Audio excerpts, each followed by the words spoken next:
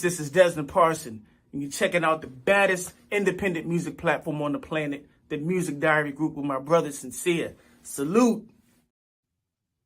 Yo, welcome to Music Diary Group, the hottest platform for inspirational entertainment. It's your boy Sincere on Beats, and we got a dope special guest with us today, Jairian. What's up, baby?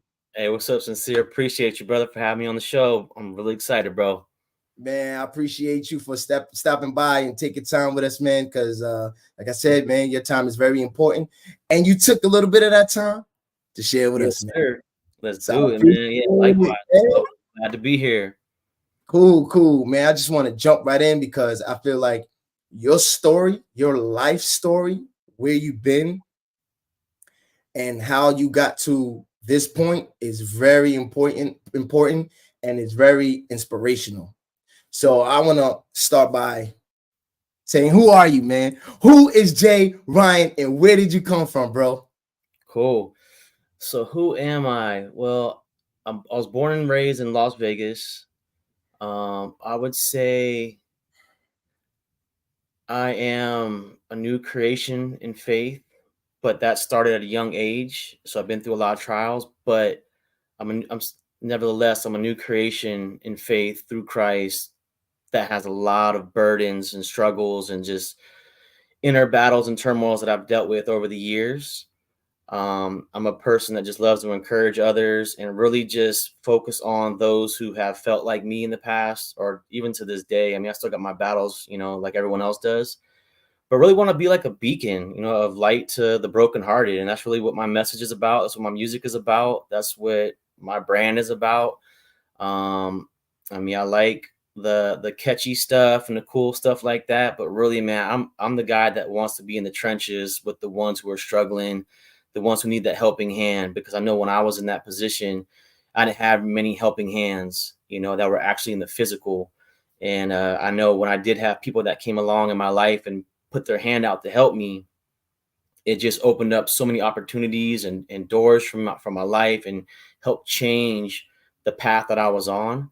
So I like to think of myself as just like a stronghold a voice for the people who have been picked on and they're hurt, just the ones who feel like they're just by themselves, man. Like I want to be that voice for those people. Like you're not by yourself, and just encourage them and motivate them to be who they are, that God has called them to be. Sometimes you need that little push. So I'm the push. Yo, you hear that? He's the push. So yeah, I've noticed that, even with the latest single that you have, it's called Hate Myself, right? Yeah. Yep. Still hear inspiration in you inspiring people through that song.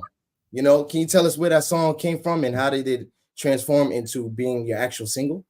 Yeah, for sure. So I've been working on a project before Hate Myself came out. It's called Dear America. It's gonna consist of 8 songs on there, and it's ready to go. So me and the team have that lined up and ready. But I got connected with J Flow, your producer. I just call him J Flow on social media. His real name is Joseph, and we connected on the internet through social media. And he just started sending me some beats, and I was like, my project's already done. I don't want to get myself too wrapped up in the extras, because I know it's gonna be a lot of marketing and promoting that has to go into the project. But when I heard the record, I was like, okay, I like this. And it instantly spoke to me. And I was like, okay, you know what? And I'm back to, yo, I could work with this one, bro. You got the stems. Can we do the official mix and make sure it's all professionally good? He was like, yes, sir. So I wrote to that. And as I was thinking and just listening and just meditating on that, on the music itself, Hate Myself started to come into my mind. And it really what happened is just took me back to a place where I did hate myself. It took me to a place where I felt like, man, I don't want to be here no more, because of the struggles that I was facing, and also because of the things that I was doing. It was like, because I was caught between the world and the word of God, and I knew better. I was walking with the Father at that moment. I had a relationship with him, during that moment, but I was still falling into sin, falling into temptation, falling to the wrong crowds. And it was like a mixed emotion of going to have fun and seeking adrenaline rushes and just getting myself in trouble because I didn't want to be at home because it was a broken home, to crying myself to sleep at night because why am I doing these things? Lord, forgive me. I don't want to do these things. I want to turn from it. And that beat just kind of like brought those emotions out. And I was like, you know what? I want to tap back into that emotion and put it into a song for those who are in the same position that feel like they hate themselves because of what they're doing. They can't get away from that sin or that chain that's just locking them down, or because of the struggle and the burden that they're going through in this moment. And sometimes you just need to hear someone that feels like you do to kind of just carry you over and get you over, right? Like my goal with that song was like, anyone that feels like they hate themselves to the point they want to kill themselves, because I've been there. It's like sometimes you just need a voice just to say, hey, I'm here with you, and God is our hope. So that's kind of where it came from. It wasn't like I feel this way right now, even though I still do have battles here and there, just with some insecurities and things from the past, but nothing to that extent, because I know who my God is, and He's delivered me from a lot of things. So there's a lot of strength that's been built over the years. But yeah, man, I was just going back into the past and just kind of digging into those emotions and those feelings and that truth, my truth, just so I could share it with other people. Yeah, man, I appreciate you for sharing your truth, man, because I think that's really important as an artist, so you can be relatable. You know what I Right. mean? And some artists try to be like other people, and it just Mhm. doesn't work out. But when you're true to yourself, and you're relatable, because people go through things in life. Yep. That's the thing, you know what I mean? And when you're relatable, you're able to touch somebody's life. You may not know if it could be, it may be in a small way, in a big life, but you're still Mhm. changing their lives. You know what I'm saying? Right. With that being said, I know you had a upbringing that was a little rough. Can you Mhm. explain about that? Like, how did your past make you into who you are today? Yeah, I definitely, when you pray for patience and strength and certain things like that, wisdom, knowledge, understanding, a lot of times, and most of the time, sometimes it could be supernatural and God just blesses you with those things, right? But most of the time, and in most cases, He's going to take you through a learning process. You build strength by going through things. You go through things that are hard, that cause heartache, cause hardships in your life, and you have to depend on God and have faith, and you get strength through that, and patience. You ask for patience, you're gonna get stuck in traffic and then be late to work. He's gonna give you kids, like all these things that help build your patience up, right? So for me, um, it started at a young age. We actually moved to New Jersey for a little bit. My family was all still together. I'm one of 6 kids, so I was born here in Vegas. My older brother was born here in Vegas, and then my family and folks moved to New Jersey, and I was there probably like 5 or 6 years of my youth. They moved there, and then my other brothers and sisters were born there. And I think there was just some financial hardships between my mom and my dad, and they weren't seeing eye to eye on some things. I know my dad was battling some anger issues and some things that were deep inside of him. He was still young. They were both young, so I have no fault on them whatsoever.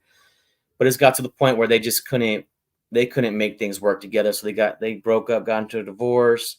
I ended up coming back to Vegas, and my dad had to restart all over. I mean, he had a career going out there, and so many things transpired in New Jersey that just spiraled him down. And, he had to go back to his mom's house. So he moved back in with his mom.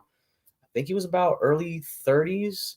So it just kind of tore his pride up, and my mom was kind of moving on, without him, and he was eating up. And by the time he came back to Vegas, he was working on getting himself back on his feet. And he just had so much in him, so much that was in him. And a lot of that came out on us, but mostly me, because I was considered the oldest. My oldest brother, he got paralyzed at 1 years old. Yeah, at 1 years old. They still really don't know what happened. Like, he got stung. They think the doctor said it might have been a mosquito or something like that transferred blood from a horse to him and just completely paralyzed his whole body. So I know that was hard on my dad. He almost died, and it just turned into this, man. It was just so much for my parents to handle at a young age.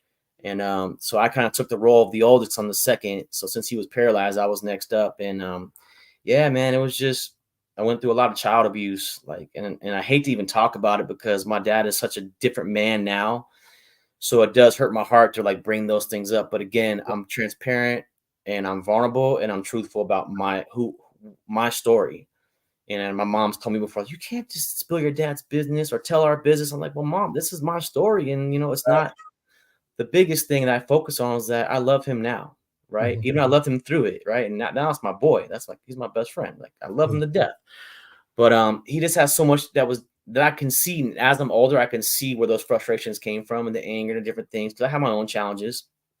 And it was just, man, it was abusive, bro. It really was, man. It was like every other day, hours long. Like, it was just, and my dad's a big dude, right? So it put a lot of fear in me, a lot of mental and physical abuse. I hated myself. I really did. I attempted to kill myself a few times because I just felt like my dad didn't love me. My mom was too far away to do anything and too poor to take care of us. So she was struggling, and it was just, man, bro, it was such a broken home. And living in that kind of environment and also knowing God, it was like I was torn and had no one to go to but God. But then I started meeting people out in the streets, meeting people out there who were going through things like I was going through. And I started to build relationships with these folks. And it was like, man, these guys have my back. Like, even though we're doing dirt and we're out here doing some grimy things and stealing stuff and we're in shootouts, but when it all came down to it, these were guys I felt like really had my back. And I felt that brotherhood, that brother, that community.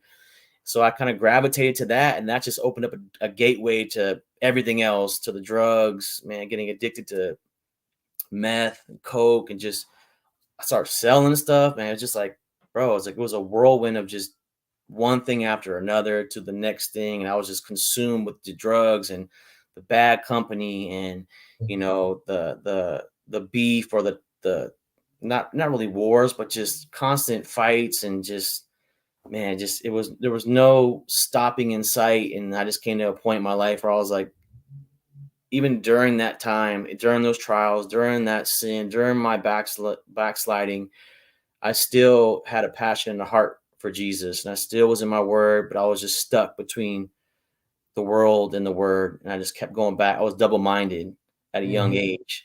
And I still do have my little challenges now, but back then it was even worse, and I had to get to a point, I had to draw the line. I think I started drawing the line when I started losing friends to gang violence, losing friends to the drugs, like just to see them change over the years, right? And you don't recognize them anymore, to the point where they're stealing from their family. And it's just like, you can't trust them no more. Friends are stabbing friends. Like, man, it started getting wild, bro. I got shot myself. So that was one thing that definitely helped push me to get out of that lifestyle, is when I got shot. My brother got shot that same night. I mean, they shot 18 rounds at my house. So they literally almost killed my sister, me, and my brother. I had friends over there, other family over there. And then from there to seeing one of my best friends getting shot and killed, and he had nothing to do with the street life whatsoever at all. Like, he was a model athlete. We just went to the wrong place at the wrong time. One thing, and things transpired, and 15 minutes later he was in the street dead, and I watched him take his last breath while everyone ran and dipped. I was there trying to defend him against the gunman by myself, and literally just sat there and watched the whole thing. And I think that really took a toll on me too. And just with all those mixture of things, and just knowing that I had a deeper calling and something that I wanted to do more for the Lord and more for others, that I had to just walk away from that, bro. But it's a lot to unpack in such a short amount of time. But I wanted to bring a couple highlights. But yeah, that's really some of the highlights that I've been through, is, from the broken home, the abuse. I mean, when I say abuse, man, it's from like, started at 7, 8, and didn't stop until I was like 18, 19. I started fighting back, and so just that alone was hard to carry. Just the mental abuse and the physical abuse, just feeling that and going through that. And then that leading me to out in the streets and getting caught up in all that stuff, and just seeing all of it in Vegas, man. You're so exposed to things at a young age, and it's 24/7. Like, dude, I was in strip clubs at 17. Like, man, it was just so much yak, so much stuff that was gross. I'm actually glad that I got it out of my system when I was younger, because I have friends who were actually my positive role model friends when I was younger, that I would love to go hang out with them, because they're all about music and positivity and God. So it kind of brought me away. I had just different crowds that I would go to, and I loved that crowd because it was so positive. It was like a light for me to get away from. But now those folks are where I was back then. They're Wow. caught up in the smoking and the drinking and the lifestyle that they were against when I was that age. So in Wow. a way, I'm kind of grateful that it happened at such a young age for me, and I went through for such a long time that God was able to work in me and work in me and work in me and work in my heart to the point where I was like, that's enough is enough. I don't want to be a part of this anymore, and just made a transition and stepped away from it. Wow. That's a lot, man. Yeah, it is. Just that alone can easily break anybody. Mm-hmm.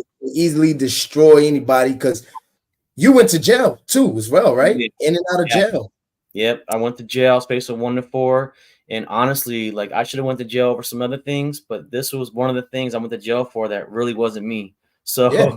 I took the rap for some friends, and I actually told them, it's a long story, man, but I told them not to bring some things that they brought. And then when we got pulled over, I was the driver. The car ended up being stolen. I didn't know it was stolen. One of my boys snaked me and put me through a whole story to invest in the car so we can do. It was all lies, bro. So I ended up finding the car was stolen. The guys I told not to bring the stuff brought their stuff. I mean, weapons, crack cocaine, bro. Like, man, I saw them pull his backpack out from the car. Once I saw the backpack, I knew whose backpack it was. And I was like, man, I told him not to bring that. And so I just kept my mouth shut, and I took the rap. And I was space of 1 to 4, but God had favor on me and ended up, letting me get off. Not have to spend too much time in there and just being on probation. I got through probation somehow. I don't know how. I mean, I didn't check in with my PO. Like, it was years that went by, and I got arrested. And I was like, oh, you might as well take me to jail. I got a warrant. He said, no, you don't. I said, I don't. Get off of that. Like, I literally I didn't follow my PO, nothing. I was like, how did I get out of that? And I was like, Lord, that was you. You did that for me. You know where my heart's at, and you know, right? So yeah, man, I was in jail, and yeah, that was a crazy experience, bro. I went to jail, and when I got out, I was like, man, I'm never going back to that. Just having so much to do. And the CEO was like, he was calling me all kinds of names when I was leaving, because I was hard headed. And he was like, you'll be back. You'll be back. I was like, no, I'm not coming back. He was like, oh, you'll be back. Because I was wild, man. You'll be back. You'll be back. I was like, no, I'm not coming back, bro. Either I'm going to get smarter, you ain't going to catch me, or I'm about to all this stuff, man. That's I know that's hard to do, when you know for a fact that you can't say anything, and you didn't even do it. But the fact is you did dirt, and you there, what are you gonna do? That's why I tell people, listen, there's things that come with the life.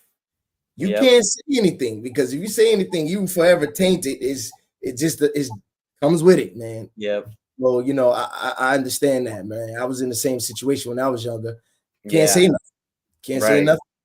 Yeah, literally the guys were right there, and like, whose car is this? I'm like looking at them like, like, come on, bro. Like, first off, you lied to me about the whole situation. If I would have known it was stolen, this would have never happened, right? Right. But you didn't tell me because you got money out of me for it, and that money never went towards the car, went to your pocket. So I got played, and he was my younger homeboy at that time, and I was putting him on game with what I was doing in the streets. And then so I was looking at him like, bro, you better say something. He never said nothing. But to say nonetheless, when I got out, he was the first door I was knocking on. Seriously, and I regret it. I hate to even talk about it. I showed up at his house 12 o'clock at night, and I definitely handled him.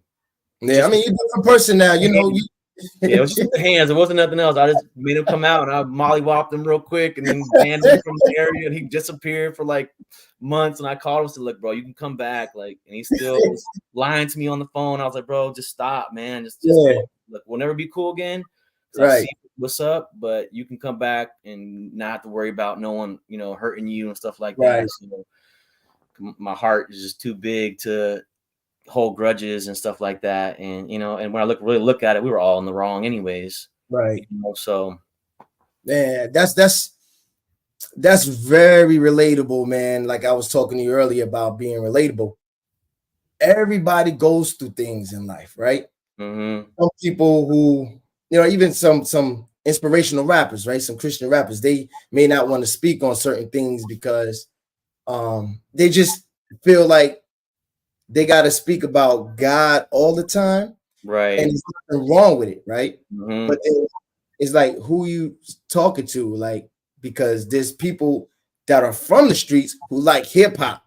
Right. So Exactly. I mean, they love hip hop, and they tell me most of the time it's not relatable, and they tell me it's trash. And I'm Hmm. like, oh, there's some artists that are for real. Like you're one of the artists that are for real, Hmm. transparent. You're Right. relatable. I speak being relatable all the time because it Yeah, matters. it You know, does. you have to be different in your craft because of what's the label that's on it, like a Christian rapper. Somebody say, "Oh yeah, I'm a Christian rapper." Nobody want to hear it. You know, they say, "Oh, Hmm. that's trash." But then Yep. if you're a dope artist, they're like, "Oh, this is good," but they're not going to give it a chance because most Hmm. of the time nobody's relatable. Right. That's You so know, true. yeah, and I appreciate that, man, and your music and all of that. Yeah, And for sure. and it inspires me from your background and listening to what happened to you and to where you are today is very inspiring, man. Like for me, I don't know Yeah. about anybody else, but I appreciate you telling your story, man, on this platform because who Thank you, may bro. know who's going to see it later on. And I watch my own stuff. Sometimes I Right. might do something and I watch that and I'm inspired again. You know what I'm saying? Right. So Yep. yeah, That's really some what it's things. all about for me. That's really it, bro. Is being transparent and just my mindset is always like if I could just reach one person. That's what I told Yeah. myself from the very beginning of this journey. It started about 9 months ago now, where I like really because I stopped, I stopped making music back in like 2016, 2018. So I went from the secular space to the Christian space, but in the Christian space, I was still seeing similarities from the secular space and the way people were conducting themselves and the way I was just like, man, this is bad business. Like I started looking at, and I got to a point where I was like, man, everyone's fake. No one, they're out here just, using God to get a little bit of shine, and Mhm. no one's giving me a chance. And I was just like, I'm not getting the support I want. I started getting real like hard hearted. But God showed me the difference between then and now is that back then I had my hands on everything. I was driving the car. I was like, all right, Lord, come on, we going. Like, come on, this is what I'm gonna do. I'm gonna make this song. We're gonna do this, and we're gonna go to here and this and this. And no one likes my way. I'm gonna be upset with them. And I just got too caught up in my own desires and just seeing some of the things that discouraged me.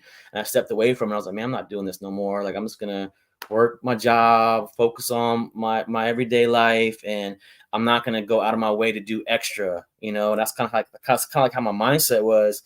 And then my mom's like a huge fan of me, and I mean, what mom isn't? But she's like, have you been recording any music? I'm like, no, mom, no. I'm done with that. Like, yeah, I don't have a Yeah. passion for it. I'm done with it. It's over. Stop bringing it up. And I'm getting upset with her. She's just doing the motherly thing. Yeah. 'Cause she knows how much I love music. And then Yeah. I broke my foot, and that was like 9 months ago or 10 months ago. And when I broke my foot, it really forced me to stay still. So I Right. couldn't move, and I was like, man. So I was still, and as I was still, I started becoming more sensitive to the spirit, and I started getting moved. And I was like, okay, all right, you want me to start digging in some studies? I started doing different studies about angels and just different things and going deeper and deeper into the word and just spending my whole day just soaking it all in, right? And then I started feeling a little depressed.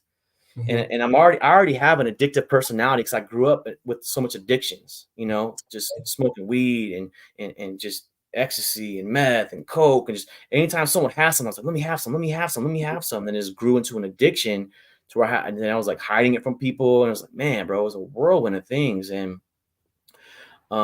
having like a addictive personality really opens me up to, like, I guess, sinful ways in nature a lot more, right? So, man, damn, I forgot what I was talking about. So pretty much you have to be careful on like how you move because you may have an addictive personality. Yeah, pretty much. That's pretty much it. Is just moving the right way. But there was something before that. But yeah, just having an addictive personality and knowing how to like separate myself from different people and the bad crowds or those things. But yeah, man, I kind of lost train of thought there. Yo, it's all good, man. Yo, these things happen, man. It's all Yeah, good. transparent, bro. Yeah, Transparent. yeah, yeah. It's all good, man. I be messing up, man, and Yo, you cool, bro. Yep, already. So, man, listen.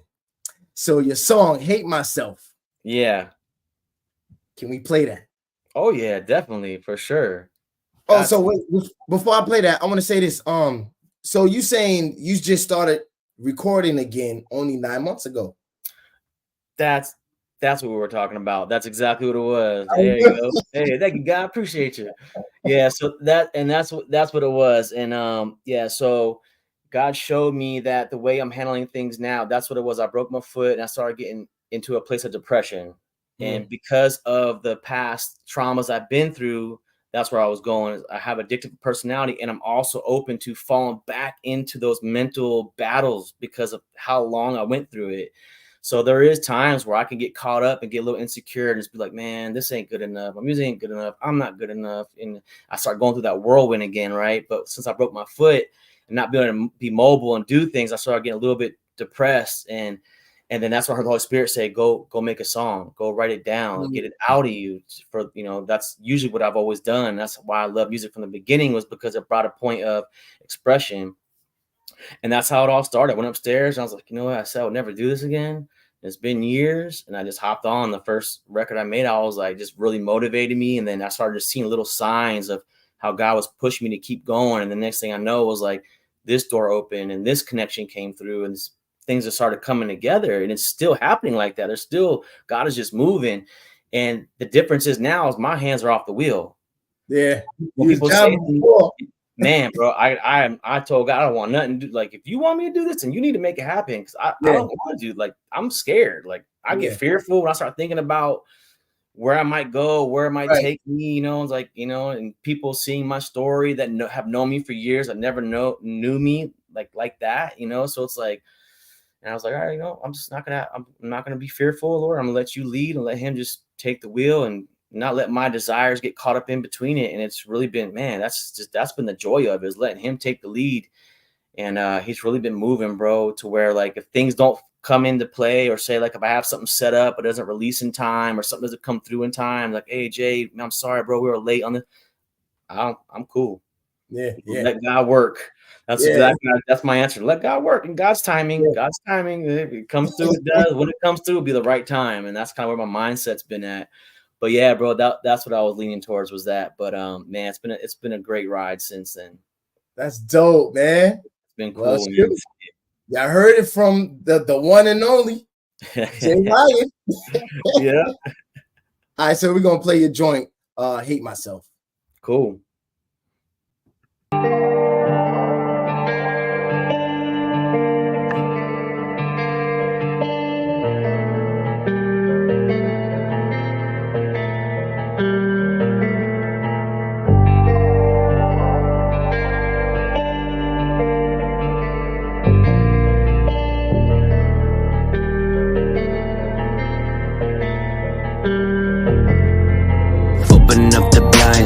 Getting too dark, feeling like I'm living with my eyes wide shut. Carve out my heart like a knife to the bark.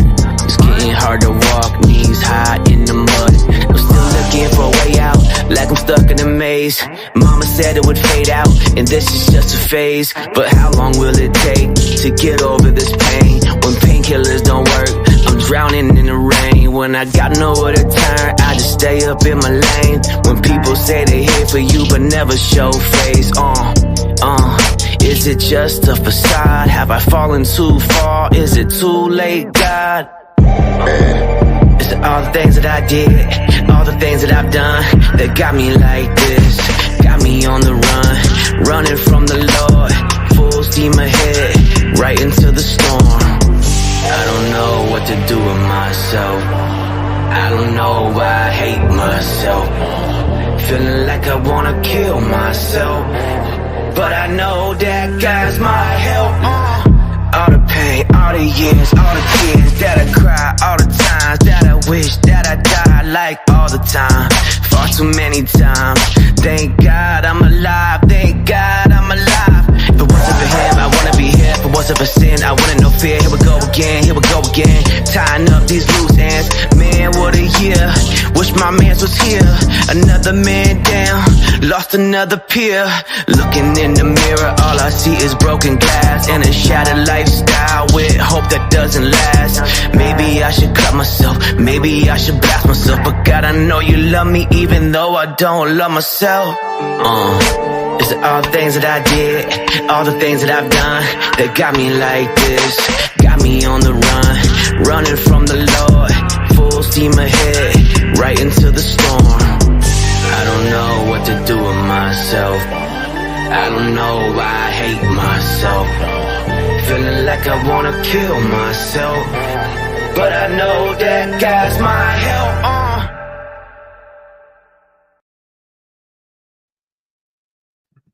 Yeah. Hey. Yeah, I played that maybe like when you sent it to me. I played it like times, man. Man, I appreciate the that, bro. Words, man, because it's Yeah, powerful message in there, bro. it really is. Yeah, you know, I was a little like skeptical about dropping that from like my first single since 2016. But I really wanted to drop something that was my whole, because look, everything that I do is always like strategic, right? There's always like subliminal things. There's always certain things that I'm doing in my music and my videos that always point to Christ. It's almost how the secular does subliminal things with what they're doing. I'm the same way. Everything I put my thought into, everything is like strategic on what I do. And when I dropped this, I was like, you know what? I want to drop my first single after so long. That's gonna start me from the bottom, right? Bring me down to the very bottom so I can build off of that. So I have another song that's actually on because this is a standalone single. This is not a part of an album or nothing. And I have a song that's actually on my album that's coming up. That's actually a follow-up to that song itself. So it kind of ties into it. It's more about redemption, and it's more about turning away from that thought process of wanting to kill yourself and wanting to hate yourself, and more so looking towards Jesus. But I was like, you know what? I'm gonna start with something that's more controversial. And when people hear it, they're like, wait a second, is he Christian, not Christian? And oh wow, he's talking about some deep stuff. And let me give you some of my vulnerability and be transparent and start from the bottom so I could build off of that. Now I'm going to show you from here how God has transpired me, how he's transformed me in my life, right? So that was kind of like my thought process, like, okay, let me start with something that just kind of takes me to the very bottom of despair and turmoil. And then now when I release this next project, it's going to kind of, it still is very transparent, still a little dark, but it's a lot more about the hope and the light in the tunnel, is what my project is about. So that's kind of what I wanted to do with Hate Myself. But I was a little like, I don't know if I should do this. People might backlash at me. And I had a little bit until they understand the concept. Bro, if you get backlash, guess what? That's going to still keep people talking. They're gonna right, say, exactly. Let me hear it. Yeah, exactly. What are you talking about? Hate yourself. Bro, I did this ad because I'm doing like ads and whatever I can just to get the music out. That's the hardest part about making music, is getting it out there. So I just been busy promoting and marketing, connecting and doing ads. But I did this ad on Facebook, and elderly, because it just says Hate Myself, and when you listen to it's a second verse, so that you don't really get much of the concept unless you go to the song and listen to the whole song. Right. And this elderly lady listened to just probably the snippet that was there, and she was like, wrote back and said, horrible. Just horrible. And I was like, oh dang. Someone's grandma just called me horrible. I was like, I felt bad. I was like, wait a second. Say, listen, grandma, go back and listen to the whole song. Listen to the whole thing. I wrote her back and I gave her like a little article like that shows the what behind the why of that song, so she can read it. I don't know if she did, but I had to give you mints? Huh? Did she give you mints? I know, right? Here you go. But man, when she wrote that, I was like, oh, I wonder how my grandma's gonna feel when she hears this song. Yeah, a lot of older people can't get with it, man. No, they can't get with it. Yeah, no. Can't get with it. But it's okay. It's something for everybody. It's just wasn't for her. You know what I'm saying? Right, exactly.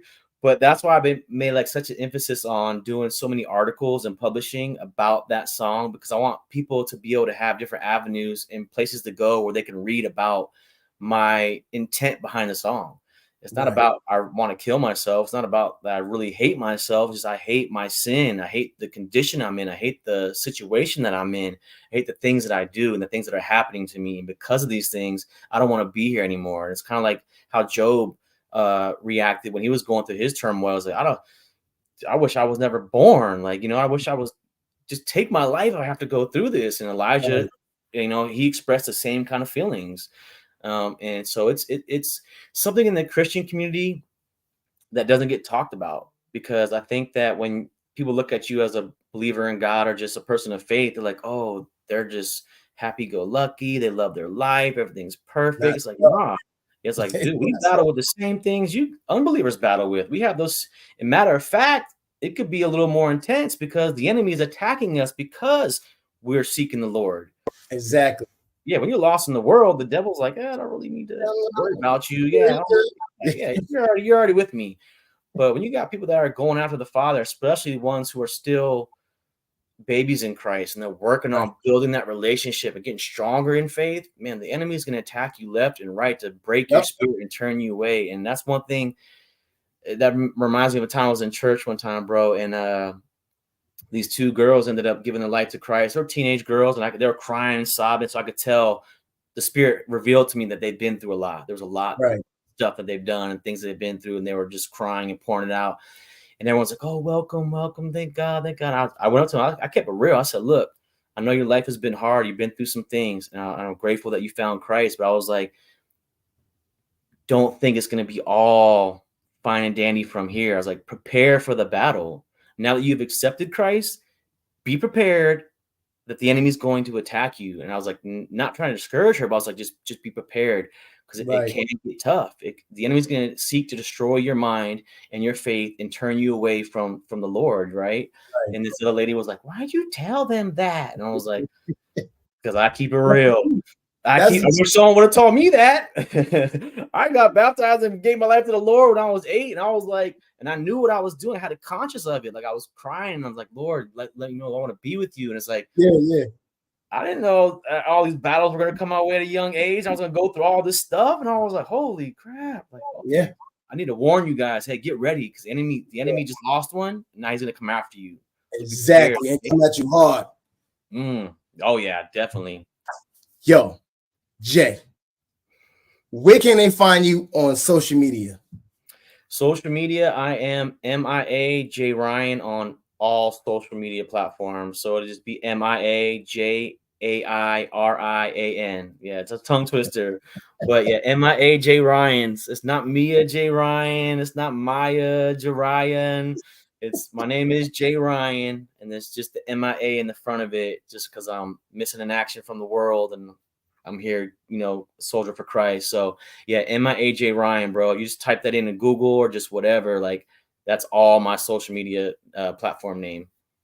Well, listen, Jay, man, I definitely appreciate you coming by and telling us your testimony, man, because it's gonna touch somebody's life, man. And I anytime you got some music or you want to come back on, yo, hit us up, man. Yeah, here, baby. Yeah, I appreciate it. I appreciate connecting with you, bro. And yeah, my first single for the Dear America project is actually going to be an intro called Dear America. Okay. It's deep, bro, but it's going to release on December 1st. And then from there, we'll release another single and then one more single. So I think it'll be every 2 months we'll release a single. So a total of 3 singles, and then the actual project and some music videos. And then we're working on the next project already. So yeah, man, MIAJAIRIan, bro. Yo, man, good luck to you, bro. And like I said, we stay connected, bro. We here. Hey, Jairian, ladies and gentlemen. Let's go. Baby. Hey, appreciate you, bro. All right.